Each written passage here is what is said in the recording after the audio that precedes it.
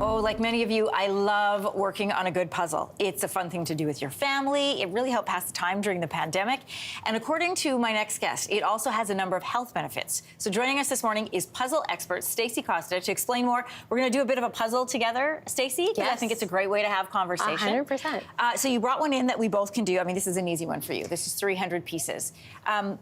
Well, we'd learn about like the importance of it, but set this one up for us. What are we doing here? So I brought into studio today a 300-piece puzzle. Wanted to make it a little bit more difficult. We have obviously a few images from the London Gallery of Art, so it's a puzzle within a puzzle, right? I had to obviously just bring it up a little bit for our host today. Yeah, and you are, what is a puzzle expert called? So I'm an enigmatologist. That's someone who studies puzzles, makes puzzles, does research on them, so a little bit of everything. Okay, well, let's dig into some of this research that you've done. Health benefits. How do puzzles help, first of all, with cognitive development? I am listening to your answer, but I do want to keep doing no problem. this. So when it comes to cognitive development of puzzles, I think a lot of us are worried about our brains as we age. So many of us are thinking, well, how do I starve off things like dementia? So there's two things. First, there's this idea of cognitive reserve. So cognitive reserve is like this cushion that helps if we start our puzzles as young as possible and we're doing them over our lifetime, essentially just helps us kind of build up that reserve and think of it as another way for us to do things a different way. So maybe I start doing this jigsaw, for example, over time. I'm doing the corners, but as I get older and aging, maybe some of the pieces are not making sense. That cognitive reserve will help us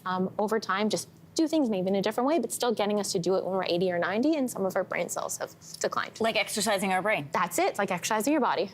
Puzzles also help with critical thinking skills. Yeah, How does that apply? For really young kids or even for seniors, it's really important for us to think of how can we think through the problem that's ahead of us, right? It's not so simple. Like 300 pieces, of course, is a mid-range, I would say.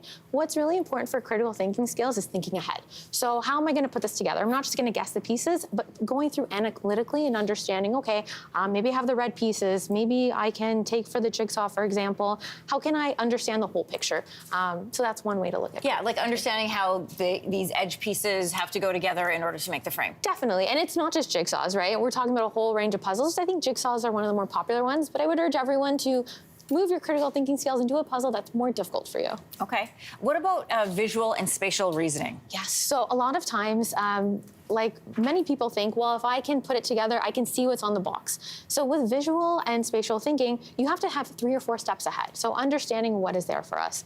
It works with math problems. It works like how to look at a map and just getting around in your daily life, especially in traffic in Toronto. So that's something that would help you, right? It's an own puzzle itself. It is a puzzle in and of itself. What are some of the puzzles that you like to do? And please share with everybody what you do. Yeah, so I obviously make them for a living. For me, as much as I love the jigsaw, I'm always a proponent of doing something a little more difficult. So we have Sudoku, we have Killer Sudoku, we have the Rubik's Cube, just to name a few. Describe Killer Sudoku, because I found this fascinating. Yeah, so Killer Sudoku is essentially just Sudoku, just a lot more difficult. You have several quadrants, and you're still following the same rules, but it's just hyper done, so. Yeah. Tell me this name again. You are a enigmatologist. And how did you get to become an enigmatologist? I was so fortunate. I was at the University of Toronto for my undergraduate degree. There was a course on puzzles, and I thought, why not? Easy A, hopefully. I had a really great mentor, Dr. Genesi, and instead of finishing my final essay, I ended up building a puzzle. That just led me, of course, to building for many newspapers, for campaigns, now teaching at Brainpower young kids how to use puzzles and math, as well as working with third-age learning groups and teaching them about puzzles and its benefits. While I have you here, you may or may not know this, but our dear friend Kelsey McEwen likes to do puzzles without a box, and I have a friend who actually turns all the pictures over, and he likes to do them with just the cardboard facing up. What does it say about those kinds of people? Well, I think everyone has a different way to do puzzles. I think a lot of us love that chaos, and we want to break that order into chaos. There's no right or wrong way. As long as you get it done, and as long as it's challenging you. That's the big misconception. You need to be challenged. So if it's challenging you, do it. So when I say I want a 200-piece puzzle because it's easy and relaxing, that's not the goal. That's not the goal. Okay. It's fun. That's important, but I want you to challenge your brain. So even doing something a lot more difficult that you wouldn't try, give it a try. This has been a fascinating conversation, and also I love your expertise in this puzzle. We're going to take a quick break, but hopefully you and I can finish some more of this. Yeah. I know it's very easy for you. We'll be right back. Thanks for coming in, Stacy. Thank you for having me. I think I have found the edge piece. Hey, thanks for watching. If you liked this, be sure to subscribe here, or you can check out more Your Morning videos right here.